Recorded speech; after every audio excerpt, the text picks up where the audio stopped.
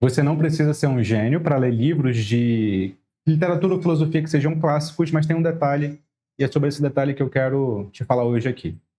Ele vai te ajudar a encarar livros que você já quer ler, mas que talvez não tenha disposição ainda de encarar. Meu nome é Vitor Lima, eu sou seu professor de filosofia de hoje e de sempre, e isto não é filosofia.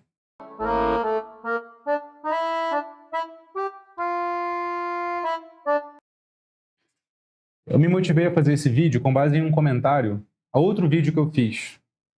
Esse outro vídeo foi sobre a Clarice Lispector em comparação com a Marina Colasanti.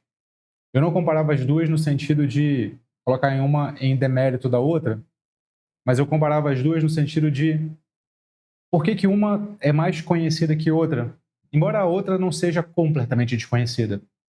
Eu atribuía isso a que a Clarice, tinha frases impactantes mais difundidas que a outra. E era muito mais talentosa em fazer frases impactantes, embora sua obra não se resumisse a isso.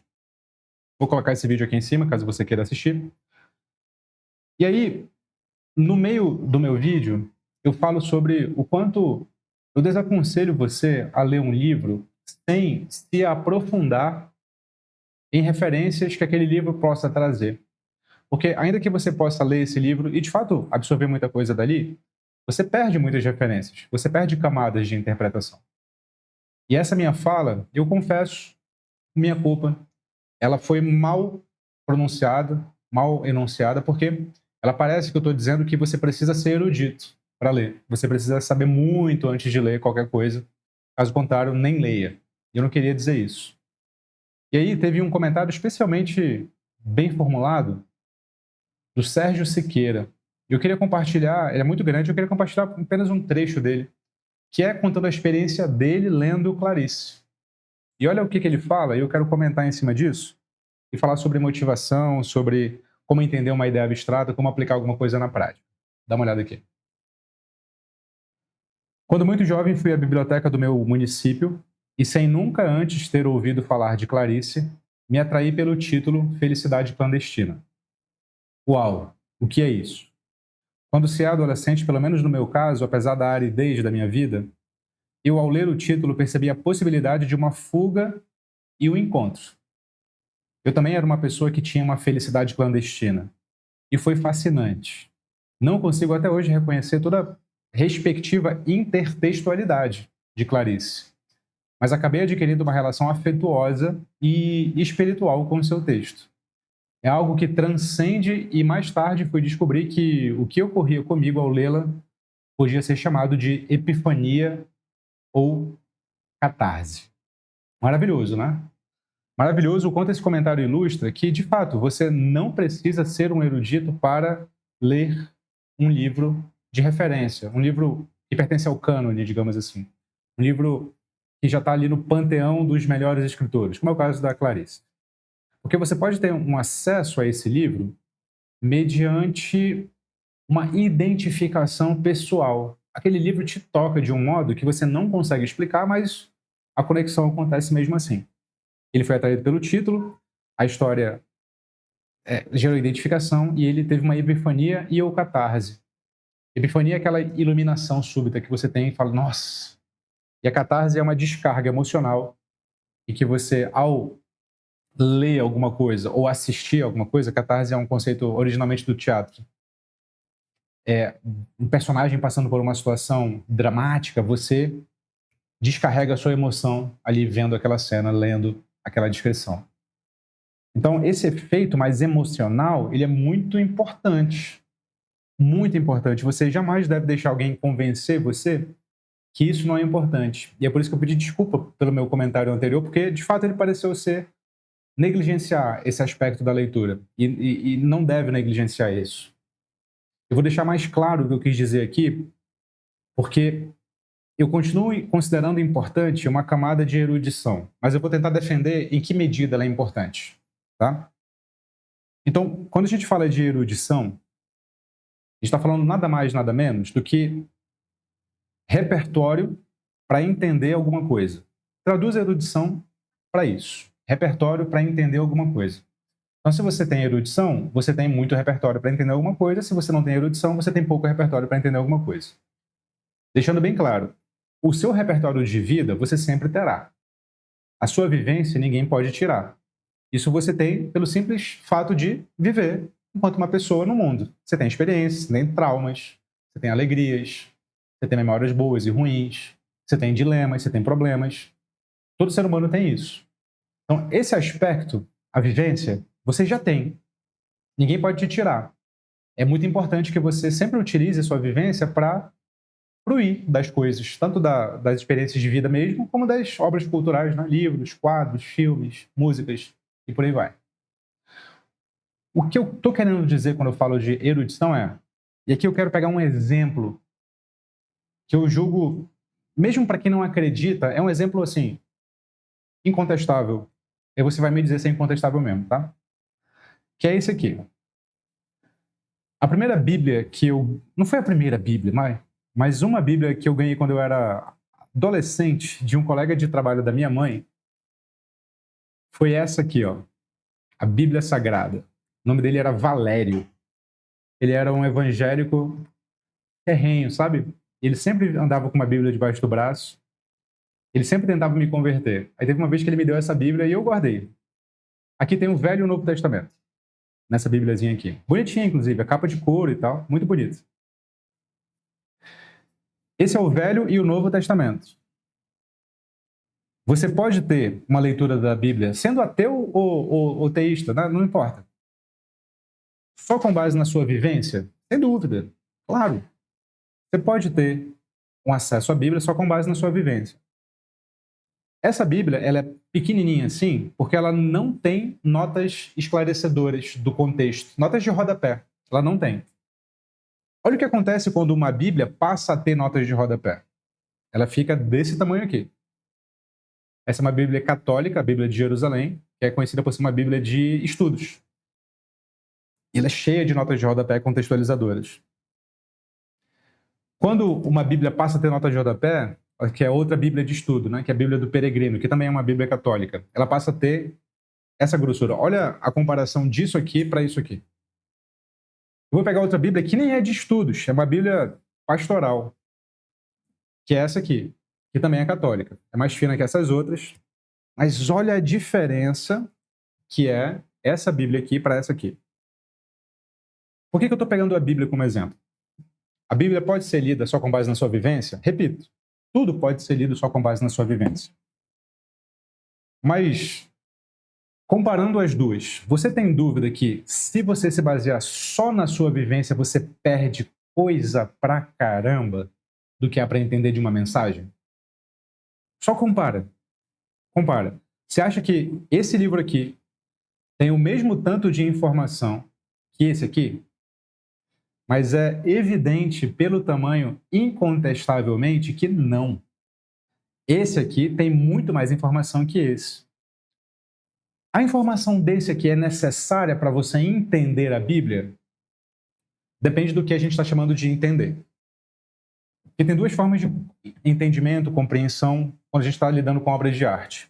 Tem esse entendimento, essa compreensão, que é um entendimento e compreensão mais de identificação emocional, que você não precisa explicar por quê. É análogo àquilo que a gente sente de vez em quando conhece alguém com quem a gente simpatiza. Pô, fui com a cara dessa pessoa, não sei explicar por quê, mas eu fui com a cara dela.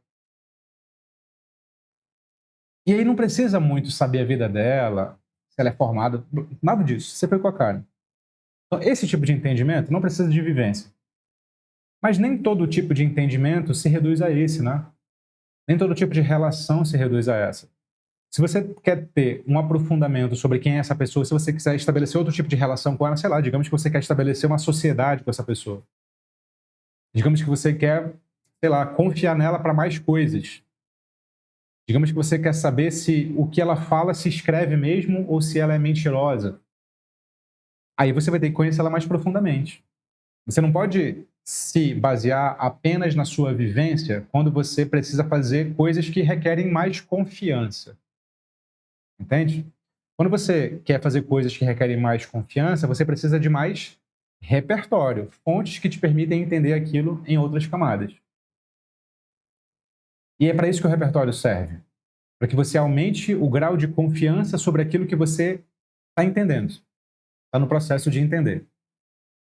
Além disso, quando você adquirir mais repertório, você alcança um patamar dos estudos que é aquele patamar que nunca vai ser esgotado, que é sempre há uma nova informação para ser retirada, sempre há uma nova interpretação para ser encontrada, sempre há uma nova descoberta para ser explorada.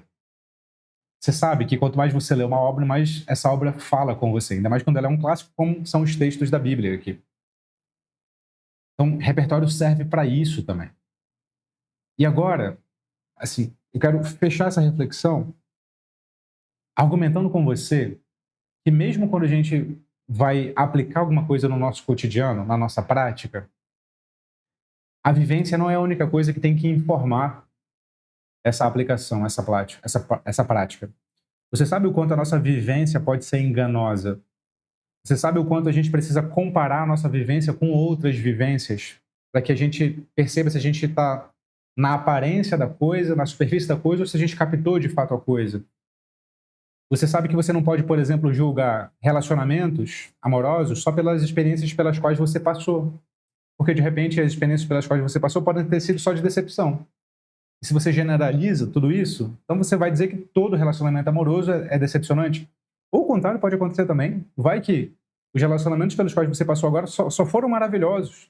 E você infere, portanto, que todo relacionamento é maravilhoso, quando isso é falso.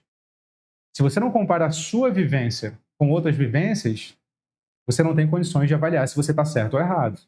Embora a sua vivência seja importantíssima.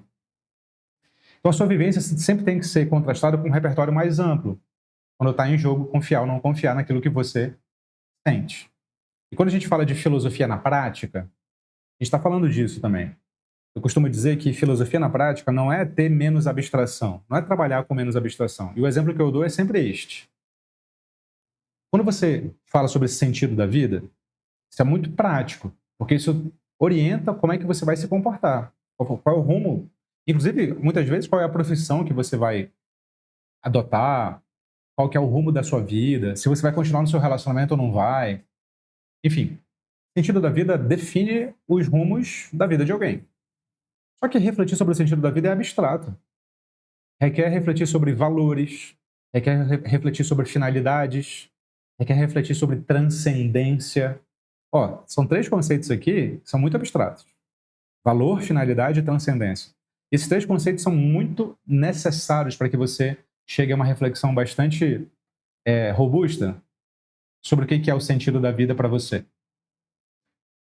É abstrato e é prático. Porque prático tem a ver só com o modo como você orienta a sua ação. Prático vem de praxis e praxis é ação.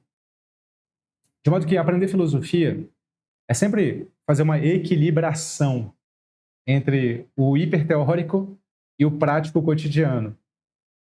Eu diria isso, não é nem totalmente um nem totalmente outro. E essa é a dica que eu queria te dar para que você encare livros de filosofia ou de literatura. A primeira coisa que você tem que fazer é desmistificar que você precisa de erudição. Você não precisa de erudição para começar. Você pode começar se aproximando deles como se eles fossem um filme. Vou ver qual é. Tem filme que você não entende completamente, mas você vai ver qual é. Por quê? Porque filmes não são tão sagrados quanto clássicos, né? Você vê um filme, você não vê e tal. Vai. O primeiro impulso para ler é: esse livro não vai me destruir, esse livro não é um bicho de 7 cabeças, eu vou ver qual é. O segundo impulso é quando você não entende completamente, aí você vai atrás de repertório, seja numa escola de filosofia, numa escola de literatura, num professor de filosofia, num professor de literatura, ou qualquer outro repertório que seja necessário para entender o livro em questão. Mas o primeiro impulso é tirar o ar de bicho de 7 cabeças do negócio. Eu vou ver qual é. É isso, vou ver qual é. Eu não vou esperar ninguém me dar um aval para que eu tente experimentar o negócio. Eu vou ver qual é. Use a sua vivência. Logo em seguida, perceba que a sua vivência precisa ser expandida. E aí você mergulha mais no mundo dos repertórios diversificados, filosóficos, literários ou outros. Então, é isso que vai te ajudar a ler livros de literatura e de filosofia. Vai lá, pô. Encara, direto. Não me pergunte qual que é o livro que você indica para ler Platão. Vai no Platão e lê. Vitor, qual que é o livro que você indica para ler Albert Camus? Vai lá no Camus e lê, porra. Pega qualquer livro dele e lê. Quando você lê, você vai sentir necessidade de algumas palavras, você descobrir qual é o significado. E a partir daí você procura o repertório. Mas a primeira coisa que você tem que fazer é vai lá e lê. Tenta entender pela sua vivência primeiro, depois você vai expandir a sua vivência. Certo? Essa dificuldade de entender filosofia relacionada à prática, eu sei que é muito comum. Eu sei que muitos de vocês têm essa dificuldade. Eu resolvi fazer uma aula magna. Uma aula magna só sobre esse tema, a filosofia como modo de vida. Eu vou, inclusive, basear num artigo desse livro aqui, Exercícios Espirituais, do Pierre Hadot. Se você está interessado nesse tema, filosofia como modo de vida, e assistir essa aula magna, vou colocar o link para inscrição aqui embaixo desse vídeo. Tá? Dá uma olhada aqui, clica, se inscreve, porque essa aula ela não vai ficar disponível mais do que uma semana. Eu vou fazer a aula, vai ficar uma semana disponível e ela vai sair de vista, tá? Então, se você está interessado, vai, clica, faz sua inscrição e me encontra lá. Tudo bem? Não se esqueça, você é o que você pensa. Fique com Sócrates.